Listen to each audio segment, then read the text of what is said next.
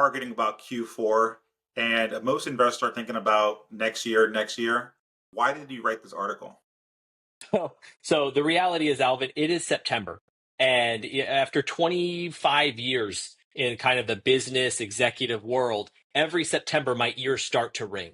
And I start to think, we've got to start planning for the next year. And so it was just top of mind when I started to put that article together, because right now, let's be honest, it's September. Most of you as investors and even business operators, you're still thinking about this year.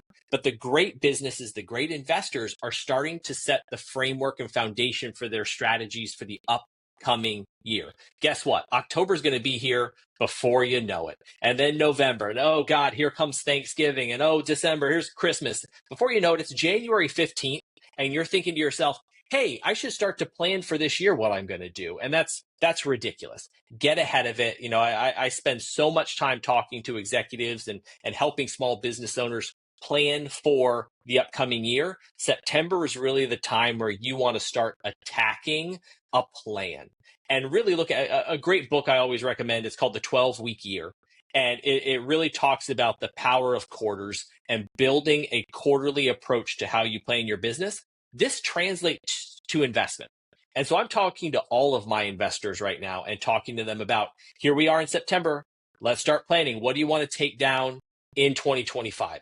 How do you want to approach it? What quarters are you thinking? We can always adapt the plan, but you've got to have something that you're looking forward to as we round out the year. There's a big difference between having a wealth mindset and having a poverty mindset. And quite frankly, having a more poverty mindset is more things happen to you. You're just at the whim of the market. You're at the whim of what the government decides to send you back, right? You're at the whim, right? You don't have any control.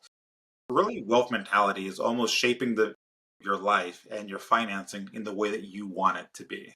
You are dictating the terms regardless of what's happening in the environment, regardless of who's the president. You are mapping out the course of your life and you're making sure it's coming through. A lot of that comes with tax planning and figuring out what your goals are. So I think it makes sense to have both a long-term strategy where you're thinking about, hey, what's my 10-year horizon? But then you got to break it down quarterly. And one of the biggest things that I always say is, talk to your accountant on a quarterly basis, right? Think about your plans on a quarterly basis. And quite frankly, like some people had a plan of buying a property this year.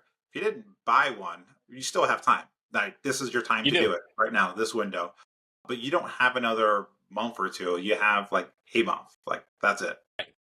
The clock is ticking, and I think that's that really powerful message is, that you're not out of time yet this year, but when you have a solidified strategy, when you have that target that you're shooting for, and you work with advisors and a district manager with build to rent, and they're all locked into your strategy and your goals.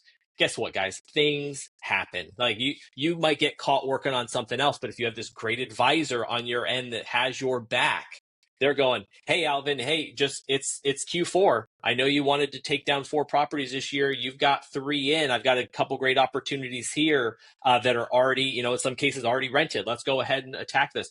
You are locked in step with your support system, and that's going to lead to your overall success with investing. Tim, as an executive, you've done this on a corporate level for companies. And as an investor, we are essentially our own company. Can That's you it. walk us through how important it is to start planning ahead and making sure you have a plan of action for this time of the year? Yeah, I mean it's making sure you have the plan of action so you can update your advisory board. And if you're a Fortune 500 CEO, or if you're an investor with 0 to 3 rentals, you still have an advisory board. You still have a group of people that are working on your behalf. And I think that's the piece where getting ahead of the strategy now is setting up your team to work on your behalf for you effectively in the coming year. Yeah, it's a good question. It's who's reaching out to you to make sure that you're accomplishing your goals. And I think it's almost like when you go to the gym, you're gonna have more likely to be successful when you have a gym buddy, right? When you're going with somebody and someone knows your goals, know what they're trying to accomplish. They That's probably it. have similar goals for themselves, and you're going out together and doing it. So who's giving you a call? Who's reaching out to you to make sure you stay on top of your goals? Because if we leave it on to ourselves, right, the likelihood of us succeeding drops dramatically.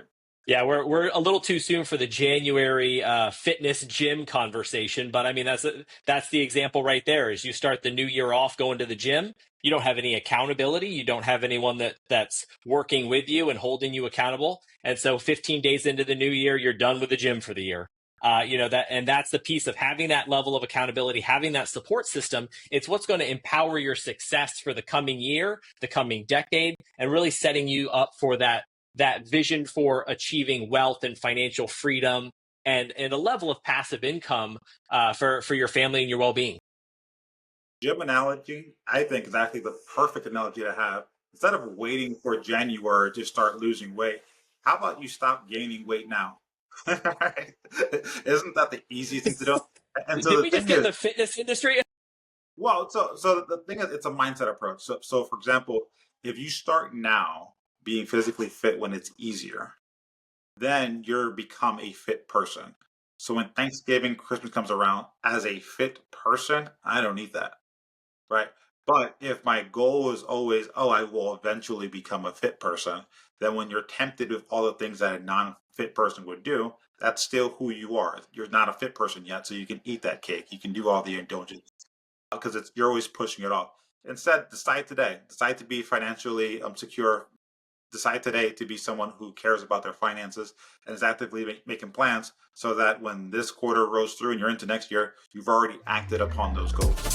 Well said.